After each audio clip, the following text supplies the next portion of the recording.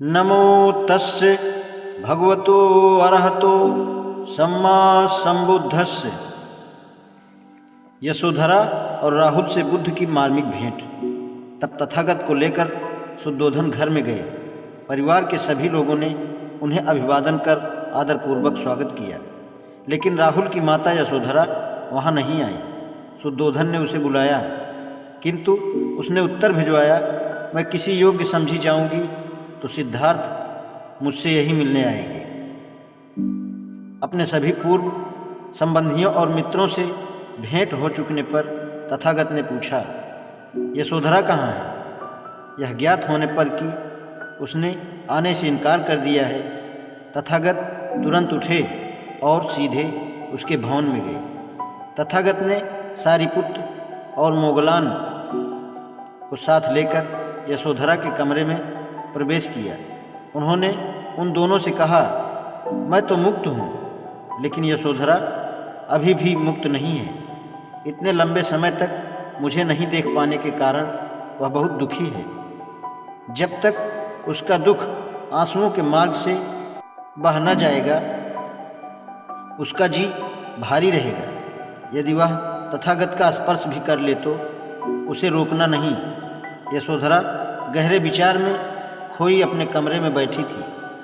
जब तथागत ने प्रवेश किया तो स्नेहाधिक में वह एक लबालब भरे पात्र की तरह स्वयं को छलकने से रोक नहीं पाई।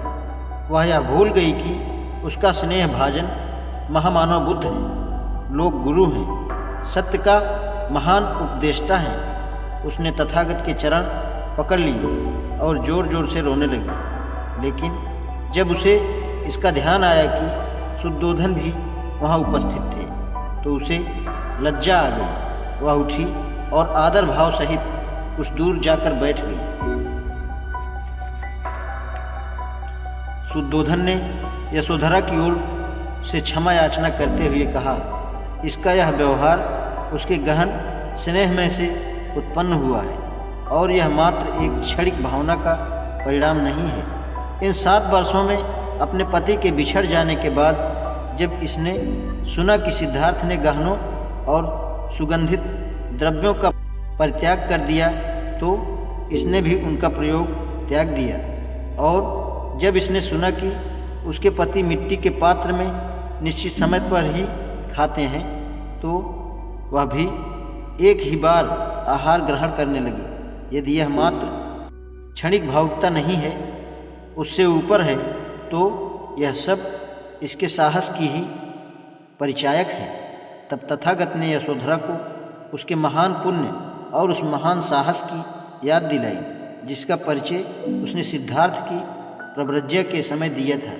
उन्होंने कहा कि जब वह बोधिसत्व की अवस्था में बुद्धत्व प्राप्त करने के लिए प्रयत्नशील थे, उस समय उसकी पवित्रता, उसकी भद्रता तथा उसकी भक्ति ही उनका सबसे अमूल्य संबल सिद्धि हुई थी।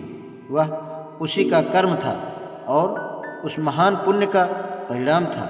यशोधरा की वेदना वचनों से परे अकथनीय थी।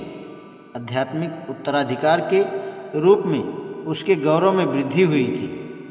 उसके जीवन काल में श्रेष्ठ आचार व्यवहार ने उसे एक अनुपम व्यक्तित्व प्रदान किया था तथा यशोधरा ने 7 वर्ष के राहुल को एक राजकुमार की तरह वस्त्र पहनाए और फिर उससे बोली, यह श्रमण जिसकी छवि इतनी तेजस्वी है और जो महान विभूति के समान दिखाई देते हैं, तुम्हारे पिता हैं। उनके पास अक्षय निधि है जिसे मैंने अभी तक नहीं देखा है। उनके पास जाओ और वह अक्षय निधि मांगो, क्योंकि एक पुत्र को अपने पिता की संपत्ति का उत्तराधिकार प्राप्त करना ही चाहिए। राहुल ने उत्तर दिया, मेरा पिता कौन है?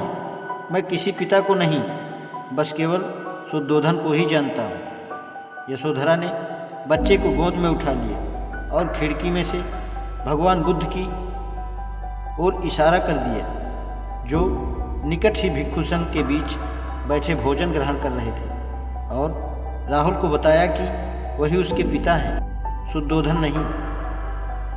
तब राहुल उनके पास गया और उनके चेहरे को देखता हुआ निर्भयतापूर्वक और अत्यंत स्निग्ध स्वर में बोला, क्या आप मेरे पिता नहीं हैं? और उनके पास खड़े होकर उसने आगे कहा, हे श्रमण, तुम्हारी छाया बड़ी सुखकर है, तथागत मौन रहे। तब तथागत ने भोजन समाप्त कर लिया तो उन्होंने आशीर्वाद दिया और महल से चल दिए, किंतु राहुल पीछे पीछे हो लिया और उसने अपना उत्तराधिकार मांगा। राहुल को किसी ने नहीं रोका, स्वयं तथागत ने भी नहीं। तथागत ने सारिपुत्र की ओर देखा और कहा, मेरा पुत्र उत्तराधिकार चाहता है, मैं उसको यह नाशवान निधि नहीं दे सकता जो अपने साथ चिंताएं और दुख लाती हैं, लेकिन मैं इसे पवित्र जीवन का उत्तराधिकार दे सकता हूँ, ऐसी निधि जो कभी नष्ट नहीं हो सकती। तब राहुल को गंभीरता के साथ ही संबोधित हुए तथागत बोले, सोना चांदी और हीरे जवाहरात तो मेरे पास नहीं है, किंतु यदि तू आध्यात्मिक निधि प्राप्त करने का इच्छुक है और उसे उठा सकने तथा संभाल कर रखने में समर्थ है तो वह मेरे पास बहुत है। मेरी आध्यात्मिक निधि मेरा सदाचार का मार्ग ही है। क्या तू उनके संग में प्रविष्ट होना चाहता है जो अपना जीवन मन को संयत करने में लगाते हैं और जो श्रेष्ठतम आनंद प्राप्त करने का प्रयास करते हैं और जो मिल भी सकता है? राहुल ने दृढ़तापूर्वक उत्तर दिया, मैं चाहता हूँ। जब शुद्धोधन ने सुना कि राहुल भी भिक्षु संघ में शामिल हो गया है तो उन्हें बहुत दुख हुआ। आज इतना ही। नमो बुद्धाय।